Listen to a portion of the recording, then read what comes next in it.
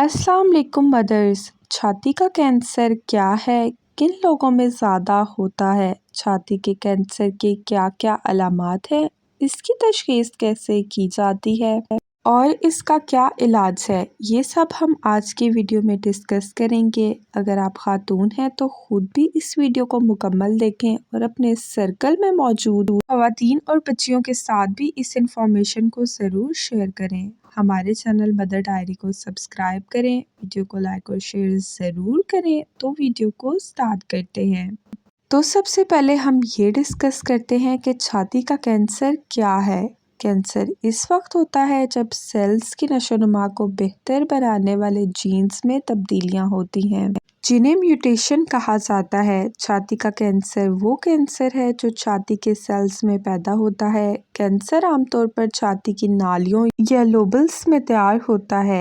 वो खतूत जिनमें दूध होता है वो लोबल होते हैं और वो रास्ता जो दूध को खतूत से निपल तक पहुंचाते हैं वो नाली है। कैंसर आपकी छाती के अंदर मौजूद फैटी टिश्यू या रेशेदार कनेक्टिव टिश्यू में भी हो सकता है। इर्रेगुलर कैंसर के सेल्स अक्सर छाती के दीगर सेहतमंद टिश्यूज पर हमला करते हैं और बाजुओं के नीचे लंफ नोड तक जा सकते हैं। एक बुनियादी रास्ता जो कैंसर के सेल्स को जिस्म के दूसरे हिस्सों में मुंतकिल करने में मदद करता है वो लंफ नोड है। अब देखते हैं कि किन लोगों में ज़्यादा होता है। अगर पाकिस्तान की बात की जाए तो एशियाई ममालिक में सबसे ज़्यादा ब्रेस्ट कैंसर की शरह पाकिस्तान में ही पाई जाती है। इस साल 90,000 के करीब नए केसेस की तशख़ीस होती है, जिसमें 40,000 ख़वातीन की मौत हो जाती है।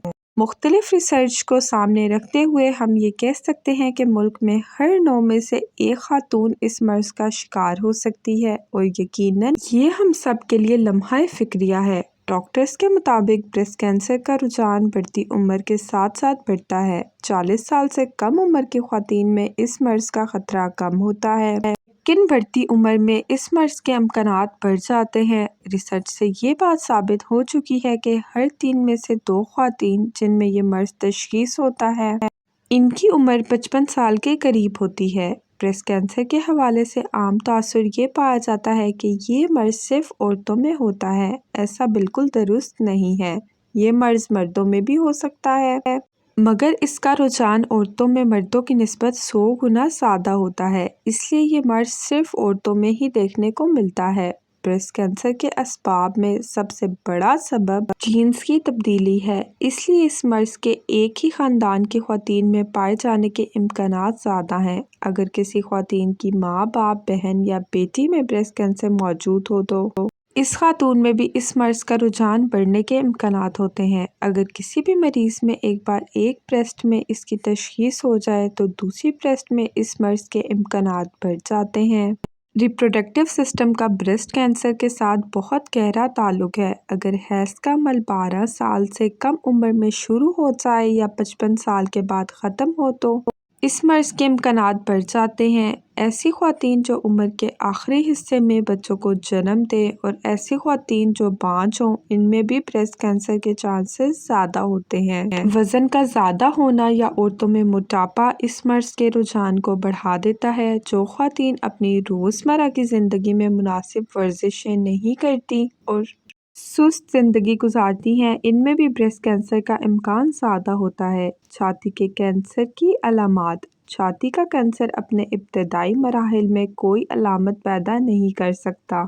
ट्यूमर बहुत छोटा हो सकता है, बहुत से मामलात में महसूस नहीं किया जा सकता। अगर ट्यूमर महसूस किया जा सकता है तो छाती में एक नई गांठ जो पहले नहीं थी आमतौर पर पहला इशारा है, लेकिन तमाम गांठें कैंसर नहीं है। अक्सर छाती के कैंसर की अलामात में ये अलामात हो सकती है: छाती की एक गांठ या टिश्यूज़ का गाढ़ा होना जो इर्द गिर्द के टिश्यूज़ से मुख्तलिफ महसूस होता हो और हाल ही में बना हो। छाती का दर्द, आपकी पूरी छाती पर सुर्ख रंग की जिल्द, छाती में सूजन आ जाना, निप्पल का खारिज होना, निप्पल से खून का इखराज, आपके निप्पल या छाती की जिल्द छील जाना, आपकी छाती की शक्ल या साइज़ में तेज़ी से गैर वाज़िया तब्दीलियाँ आना, उल्टी निप्पल, आपके सीटों पर जिल्द की शक्ल में तब्दीलियाँ, बाजुओं के नीचे गांठ या सूजन, لیکن اس کا لازمی طور پر یہ مطلب نہیں ہے کہ اگر آپ کو یہ تمام علامات ہیں تو آپ کو چھاتی کا کینسر ہے۔ مثال کے طور پر ایک سیمی سسٹ آپ کی چھاتی یا چھاتی کے گانٹ میں درد پیدا کر سکتی ہے، یہاں تک کہ اگر آپ اپنی گانٹ محسوس کرتے ہیں یا کوئی علامت ہے تو آپ مزید جائزہ لینے اور جانچ کے لیے اپنے ڈاکٹر سے مل سکتے ہیں۔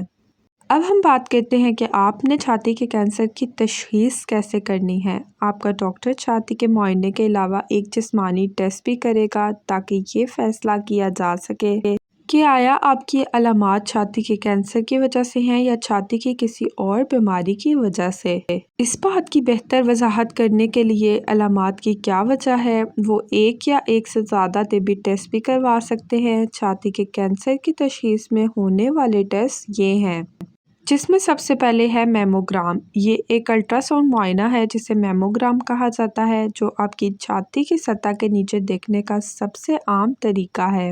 چھاتی کے کینسر کی اسکریننگ کرنے کے لیے 40 سال یا اس سے زیادہ عمر کی بہت سی خواتین باقاعدگی سے میموگرام کرواتی ہیں۔ اگر آپ کے میموگرام پر کوئی مشکوک جگہ نظر آتی ہے تو آپ کا ڈاکٹر اضافی ٹیسٹ کروا سکتا ہے۔ الٹرا ساؤنڈ آپ کی چھاتی کی گہرائی میں ٹشوز کی تصویر لینے کے لیے چھاتی کے الٹرا ساؤنڈ کا استعمال کیا جاتا ہے۔ آپ کا ڈاکٹر الٹرا ساؤنڈ کا استعمال ٹھوس ماس کے درمیان فرق کرنے کے لیے کرے گا، جیسے ٹیومر اور ایک سومی سسٹ وغیرہ۔ چھاتی کے کینسر کا علاج۔ پہلے ڈاکٹر یہ دیکھتا ہے کہ آپ کے چھاتی کا کینسر کس مرحلے پر ہے اور ٹیومر کتنا بڑا ہوا ہے۔ یہ سب فیصلہ کرنے میں اہم کردار ادا کرتے ہیں کہ آپ کو کس قسم کی دیکھ بھال کی ضرورت ہے۔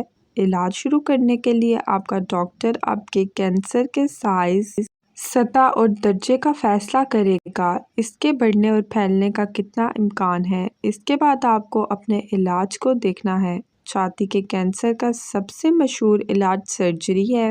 اضافی علاج جیسے chemo therapy, targeted therapy, radiation یا ہارمون تھراپی یہ بھی کیے جاتے ہیں۔ اب اگر سرجری کی بات کی جائے تو چھاتی کے کینسر کو دور کرنے کے لیے استعمال ہونے والی سرجری کی اقسام یہ ہیں: lumpectomy, mastectomy, sentinel node biopsy, axillary lymph node dissection, prophylactic mastectomy, radiation therapy. Cancer کے سیلز کو نشانہ بنانے اور انہیں ریڈیشن تھراپی سے مارنے کے لیے اعلیٰ طاقت والے ریڈیشن بیم استعمال کیے جاتے ہیں۔ بیرونی شعاعوں سے نکلنے والی ریڈیشن زیادہ تر کینسر کے علاج کے لیے استعمال ہوتی ہے۔ جسم کے باہر یہ طریقہ ایک بڑے کمپیوٹر کے ذریعے کیا جاتا ہے۔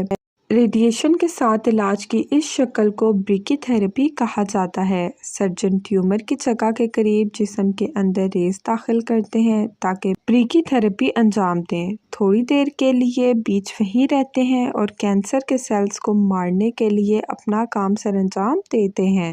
اس کے بعد آتی ہے کیمو تھراپی۔ کیمو تھراپی ایک ایسا علاج ہے جو کینسر کے سیلز کو ادویات کے ذریعے مارنے کے لیے استعمال کیا جاتا ہے۔ کچھ لوگ اپنے طور پر کیمو تھراپی سے گزر سکتے ہیں، لیکن دوسرے علاج کے ساتھ، خاص طور پر سرجری کے ساتھ، اکثر کیمو تھراپی کو استعمال کیا جاتا ہے۔ بعض صورتوں میں سرجری سے پہلے ڈاکٹر مریضوں کو کیمو تھراپی دیتے ہیں۔ ٹیومر زیادہ تر دوا سے سکڑ جاتا ہے۔ کیمو تھراپی کے بہت سے خطرناک اثرات ہیں، لہٰذا علاج شروع کرنے سے پہلے اپنے ڈاکٹر سے اپنے مسائل ضرور ڈسکس کریں۔